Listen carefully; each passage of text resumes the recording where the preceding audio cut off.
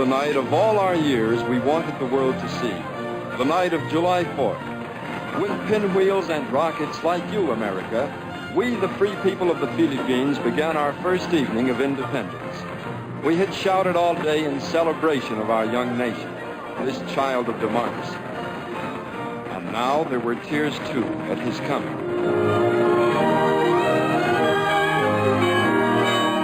He was sanctified by prayers.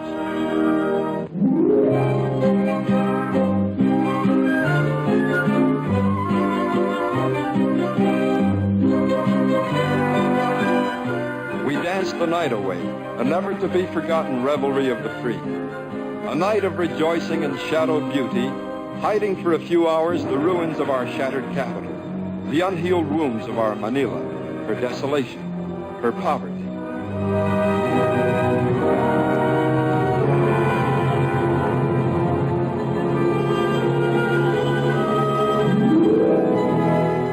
I was cited today for war service. I am Manuel Avelino, an unimportant man, but I was proud. Proud beyond a soldier's pride to receive the same decoration as Thomas Briggs, Tom Briggs of Ohio, my first school teacher. I know that liberty-loving peoples all over the world take hope from us, but they must go behind all the headlines fully to understand. They must know this gentle and learned man Briggs and the America he taught us in the beginning. I decorated him myself 40 years ago with the ripest papaya fruit I could find. Tom Briggs was 23, and I, Manuel Avelino, was 9. He chased me, but I got away that once. I disapproved his settling in our village on the island of Negros. I considered myself a guerrilla fighter like my father, who had battled the Americans with Aguinaldo. My father smoldered still with suspicion and hatred.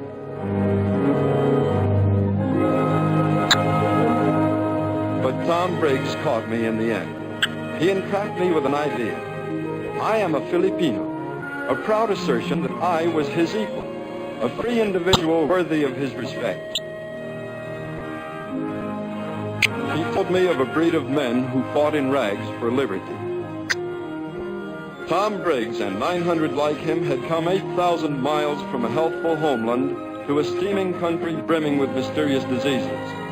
For small pay, he had come in the prime of his youth to teach us 2 times 2. When I grew older, I wondered why he stayed. Very simple, he said. You wanted what I had to give. You craved to know, boy and girl, and mother and father and aunts and uncles, and all the elders. Knowledge you craved more than food, more than riches, more perhaps than liberty. So Tom Briggs stayed because we believed in him. This was a wonderful turn of fate, the transplantation to the Philippines of the most American unit of learning, the one-room schoolhouse. When America was young, little schools like ours unified her scattered people. And so it worked with us, when English speech began to bridge the gap between 6 languages and 80 dialects. Now, your school teachers weren't the United States government out here, but they seemed so to us because they were forever explaining America. And when your doctors came to free us of plague, we trusted them because our teachers vouched for them. And because it seemed to us that the teacher's post was great in dignity and honor, it was first among our aspirations. The rise and recognition of the Filipino in education through American faith and training confirmed the promise that our country should be administered by our own people. The evolution of the schools themselves must hasten through 40 years in this brief story. Years' growth are depicted here in seconds, as if by magic. In memory, this swift expansion seems true. Our pace was magical.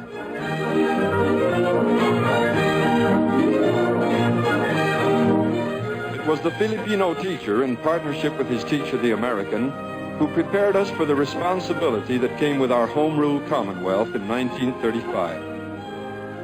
It was he who made us ready to legislate and administer.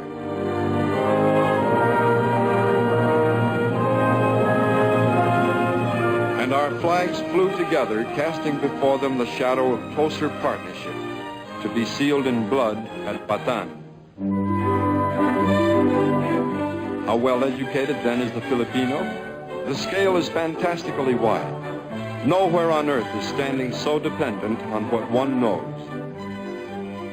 The sugar worker can spell out the simplest words of English.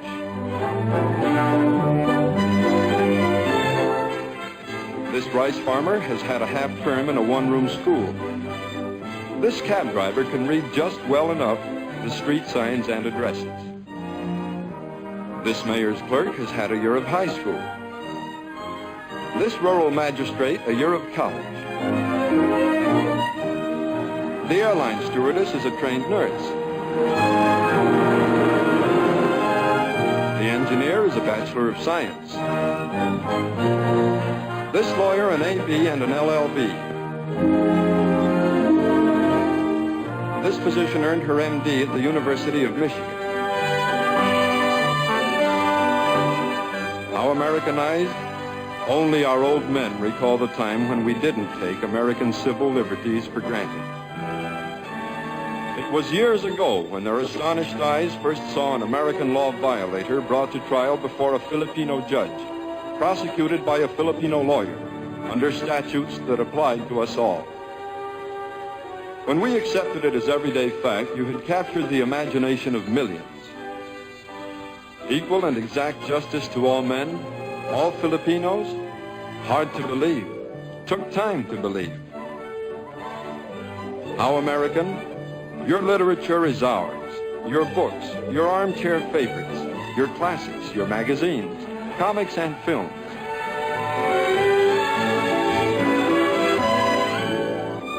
We share your athletic enthusiasm, though Spanish graces linger in our calisthenics, paced always to stately music.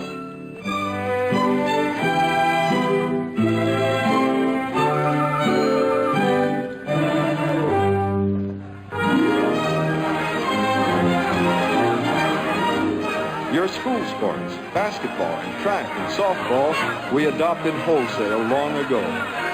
Your boys and girls of the sandlots would never find us napping on third.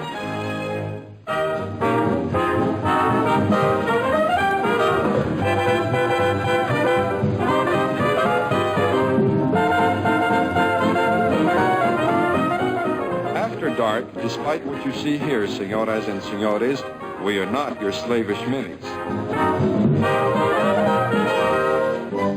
The Alcampor. It came from Spain and is still our favorite dance.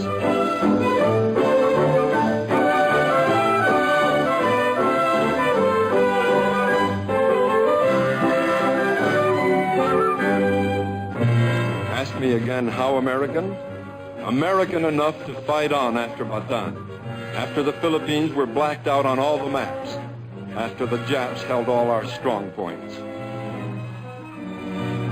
Tom Briggs, now a senior professor at Silliman University, knew we would. For Tom Briggs had helped build Silliman through 41 years, from its founding as the first private school under the American flag in the Philippines. He had studied us closely enough from that day in 1901 when Silliman was a one-room Presbyterian mission school on the beach, to this day, 4 weeks after Bataan, when its 2,000 students and its 100 professors must march away into the jungles or surrender. Surrender meant probable safety. Being caught in hiding, oh, let us say death at best. And yet none hesitated.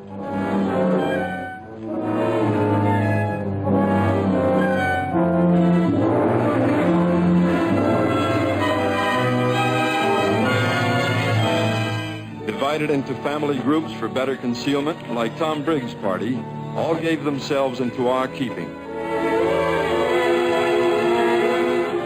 Here they were then, our couriers reported, a day's journey from home in the free hills. For how long?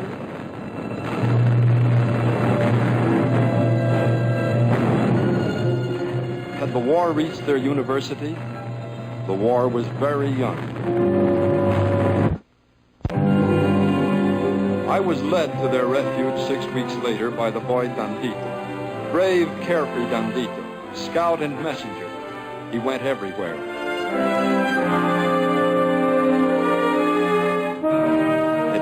seemed so serene. Conchita and Mary Kramer were grinding corn. Mary's husband, Professor Kramer, and Jose were preparing for heavy weather. Their father, Tom Briggs, my indestructible teacher, was flirting with the notion of opening a school. Mary's sister, Joan Briggs, was thinking about getting out a Free Hills news bulletin when she got news. Chief Cook Josefa was delighted with Bandito's gifts, most cleverly fetched from an occupied village. And here was Dr. Carmen Romero, self-appointed Free Hills health officer, treating Janet Kramer's sprained arm. A quiet day, too, for Pedro and Carlos, the sentinels. It all seemed so serene, so remote that you wouldn't have believed the surrounding jungles were filling with softly creeping little men, whispering teams of machine gunners. It all seemed so serene that I hated to tell how near I had seen the hobbshoe tracks of Jap patrols and the ashes of campfires. Hated to show them how hard was tomorrow's trail, to warn that by tomorrow at the latest, the story of this camp would end in a wispy column of smoke.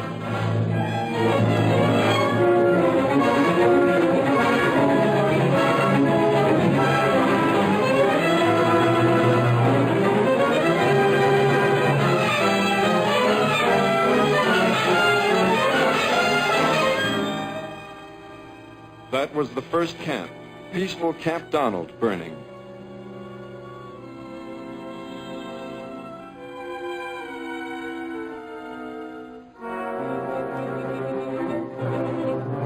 So we found new trails or went headlong without trails.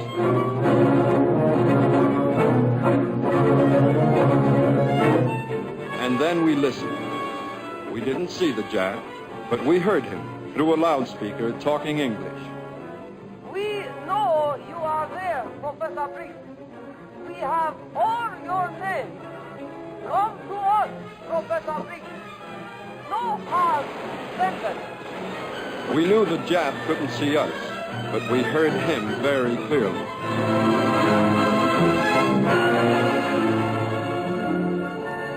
After that, Camp Mickey Mouse burned, and then Camp Clarabelle Cow.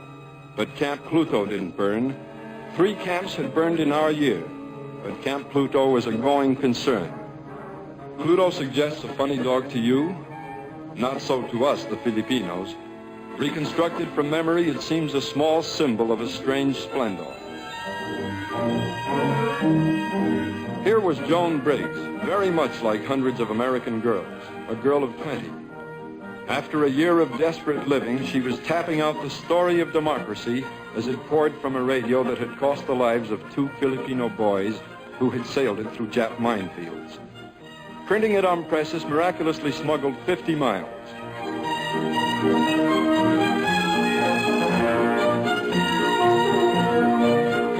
Here was Joan, publishing daily the promises of democracy and sending them spiraling over the island to be read and copied and sent on again. This was Joan.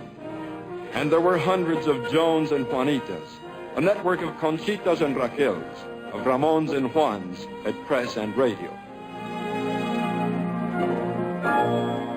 Here was Tom Briggs, serving underground education just as confidently as if any one of his teachers and pupils couldn't cause his torture, or his death, or the deaths of all his loved ones, with a word to the invader down on the coast.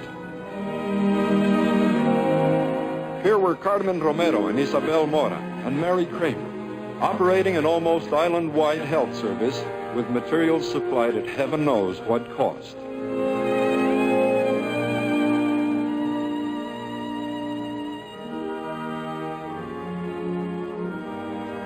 All over the world, the Philippines were blacked out on the maps, conquered. But we knew this was not so. Not an island was conquered. Our islands were ripening for MacArthur's men.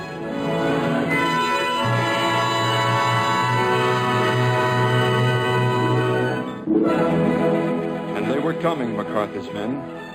These galloping Filipinos carried a token from them. An American magazine, published only recently, must have been landed by submarine with one of you. The date on each page, December 1942, proved to us that somewhere, somehow, some of you had come back. A price, we all know, was paid for all this. We shall never forget that you paid it with us. A price, a great price, paid by someone called Pedro, or Fernando, or Jose, or Juan, some Manuel, or our own Dandito.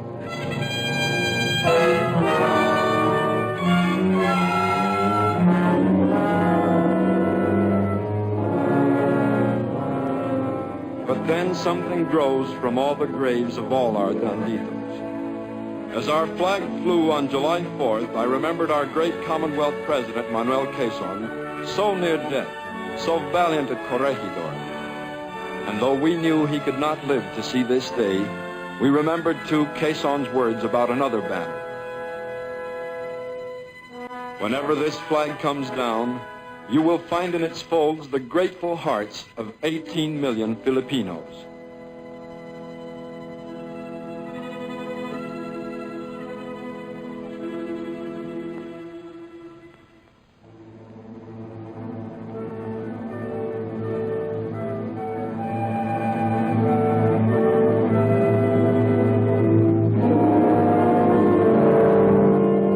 This is not the end, but the beginning of the story.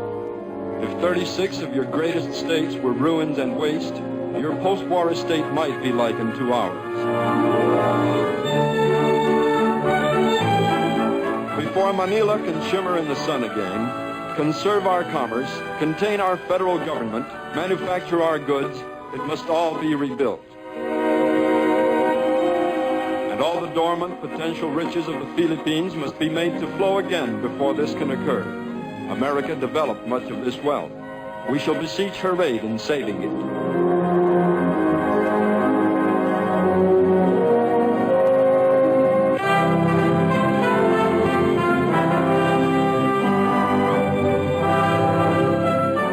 We must deal, too, with legitimate ambitions of agrarian workers, who by a decadent system virtually are bonded to the land. The nearest American term you can apply to them is tenant farmers, an expression we did not invent.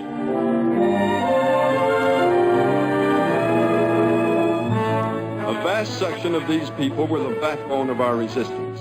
They learned a heady power in wartime solidarity and have militant ideas of wealth distribution, radical methods of effecting them. This is a first order of business in the cabinet of President Rojas, turning these desires into constitutional paths, into channels of democracy. So our independence is not all exaltation.